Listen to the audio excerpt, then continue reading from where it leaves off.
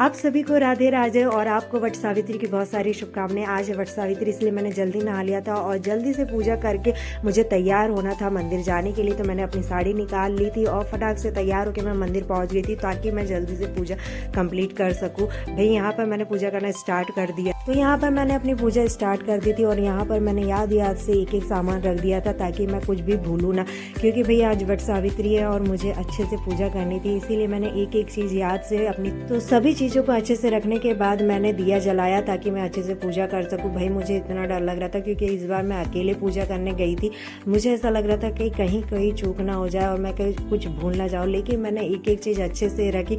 भले ही मेरी पूजा थोड़ी लेट हुई लेकिन मुझे बहुत टाइम लग रहा था पूजा करने के लिए, क्योंकि अकेले पूजा करो तो कुछ समझ ही नहीं आता। यहाँ मैंने हल्दी की पार्वती बनाना स्टार्ट कर दिया था। हमारे यहाँ वट सावित्री के दिन हल्दी की पार्वती की पूजा की जाती है, इसीलिए मैंने हल्दी से पार्वती बनाई थी। यहाँ पर छोटी सी हल्दी की पार्वती जी बना के उसका पूजन करना पड़े। पार्वती जी बनाने के बाद अब आती है पार्वती जी के पूजन की बारी। तो इसके लिए मैंने हल्दी कुमकुम पार्वती जी को चढ़ा दिया था और इसके साथ ही साथ पार्वती जी का श्रृंगार भी करना रहता है और वट की पूजा भी उसी के साथ की जाती है। पूजा की सारी चीजों को चढ़ाने के बाद अब आ गई थी वट को हल्दी लगाने की बारी। इसके लिए मैंने ली थी हल्दी। इसे मैंने अपने हाथों में ले लिया था और इसे गीला करके अपने हाथों के छापे मुझे वट के ऊपर लगाने थे। तो जल्दी से मैंने हाथों के ऊपर हल्दी अच्छे से गीली कर ली थी ताकि मेरे छापे अच्छे से पड़ सके।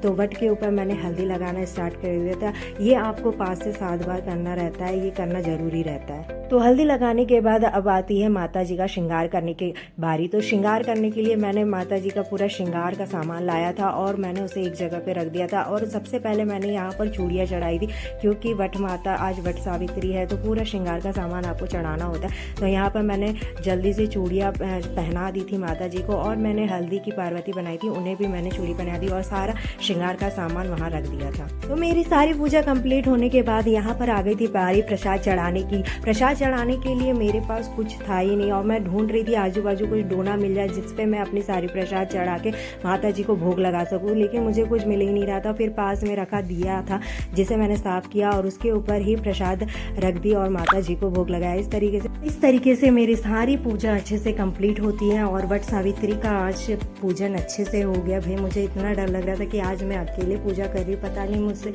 कुछ चूक ना हो जाए, लेकिन मेरी सारी पूजा बहुत अच्छे से हुई। आप सभी लोग कैसे वट सावित्री की पूजा करते हैं मुझे कमेंट सेक्शन में जरूर बताना। और यहाँ पर लास्ट में आम की कैरियाँ भी। तो वट सावित्री का ये ब्लॉग आप सभी को कैसा लगा मुझे कमेंट सेक्शन में जरूर बताना और आप सभी को वट सावित्री की बहुत सारी शुभकामनाएं। आप सभी लोग वट सावित्री कैसे सेलिब्रेट करते हैं मुझे जरूर बताना। और आज के लिए